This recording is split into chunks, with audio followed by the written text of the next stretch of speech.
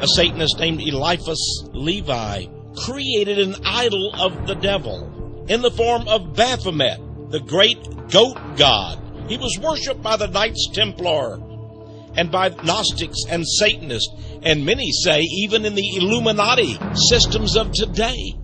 This foul Luciferian goat god, Baphomet, is worshipped.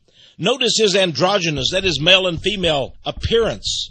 The torch of light on his head, the horns that come out of the goat's head. Notice the satanic pentagram, the two serpents coming out of the genital area, and of course the horned goat hooves.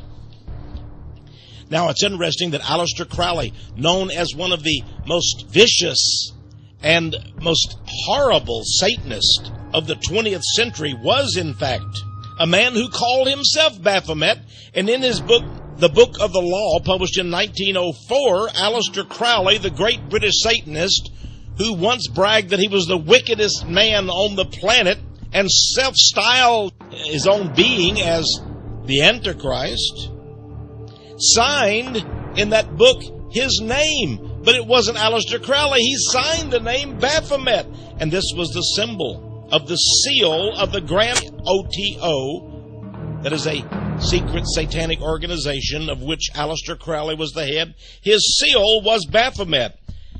He was the Grand Master, but what is this strange creature? In fact, it appears to be a cockatrice.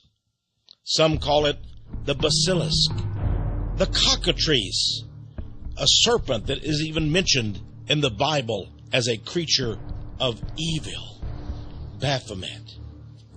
In the Church of St. Mary in France today, we find this strange character. Is this not Baphomet? And what is he doing in a Christian cathedral?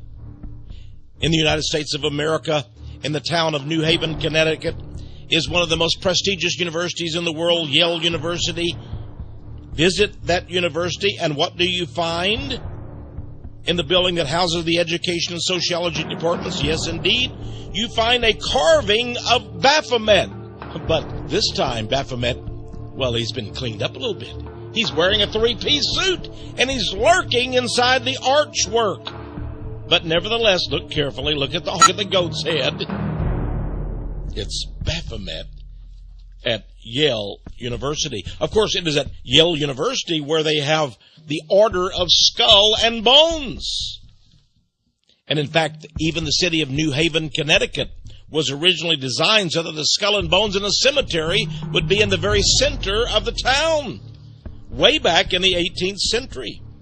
Of course, the skull and bones, as is shown from this page, 158 from the book Richardson's Monitor of Freemasonry, an authoritative source, we find that in one of the Masonic rituals, the sacred word of Satan, Abaddon, is expressed, and we see a black and white drawing of the skull and bones. The horns of the devil seem to be, well, let's just say they get around. They're everywhere. And when we see these horns, of course, they can simply be horns of a bull or an oxen or another creature, or of something like this being. This is a recreation from the book of Secret Teachings of All Ages by Manly P. Hall, a 33rd degree Mason. And this is said to be Jupiter, or Pan, the horned goat god. Did you know that even the Ionic column, very common in architecture today, is actually based on a ram's head horn, the horns of a ram's head? This is a horned Celtic god that was once worshipped back in Germany before the time of Christ. In the British Isles, Cernunnos was a druid horned god of nature. Notice the incredible resemblance, of course, to the Hindu deities. But wait, we expect this from the ancient mystery religions. But notice this modern day logo. Is this old man Satan? In 1990, Procter & Gamble filed lawsuits against anyone who dared to say that their corporate logo was a picture or image of the devil. Of course, there has been no evidence whatsoever that any of the officials of Procter & Gamble, one of the world's largest makers of soap and detergent and other household products, is affiliated with the Church of Satan. In fact, there is no evidence at all that any of the officials are Satanists or witches or have any connection with Satan. But this old corporate logo is very, very suspicious. Perhaps Procter & Gamble has no knowledge of the true meaning. But does that not look like horns and the old man in the moon? We can only wonder. It is always surprising when we find horned representations of the devil in churches. Here, Peter's Cathedral in the Vatican, in the city of Rome, we find, this statue of Moses by the famous artist Michelangelo. But wait, do you see the horns coming out the head of Moses? Is there anything in the Bible, in the Old Testament, that tells us that Moses had horns? Could we call this simply artistic license? Or is there another hidden meaning? We can also visit another church in the continent of Europe.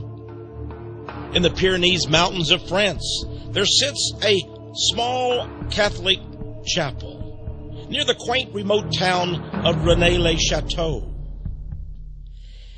And outside the church, over the entrance, is a message to those who would dare enter this Catholic stone chapel. It reads, Terribilis est locus iste, which translated into English means, this place is terrible. There's also a skull and bone stone carving on the exterior of the chapel at Rennes-le-Château in France. What about the place is terrible? And what about the bizarre rumors, strange stories claiming that inside, hidden in Rennes-le-Château Chapel, is a secret passage, a literal entrance or opening to the fiery caverns of hell itself, located deep underground? What about these bizarre and macabre things?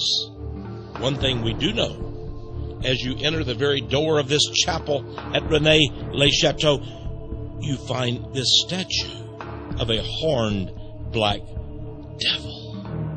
He is carrying an ephah or basket, and above that are two small dragons, one of which has the head missing.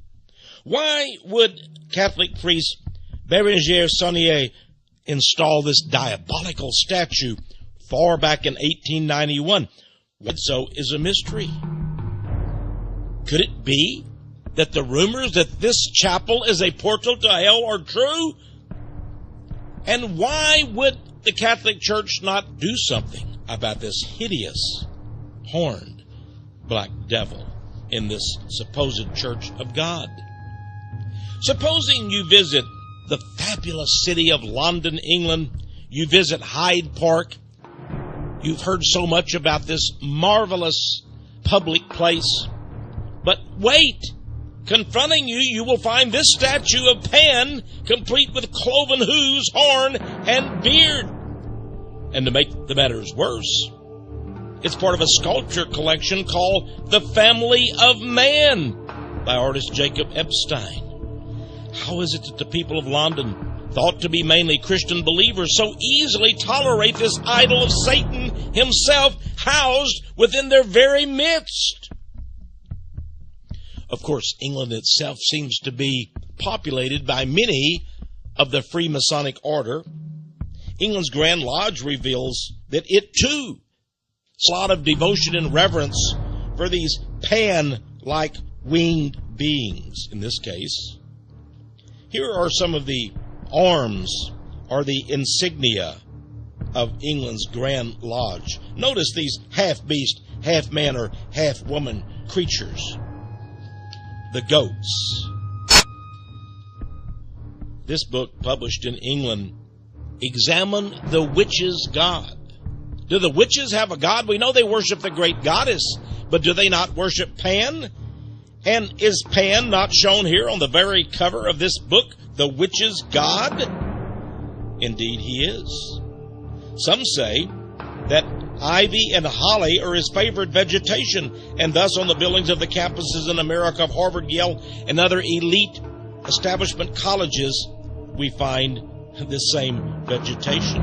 Pan, father of Hermes in the ancient mystery religion, god of secrecy, is often pictured as the green man, a vegetation-covered deity.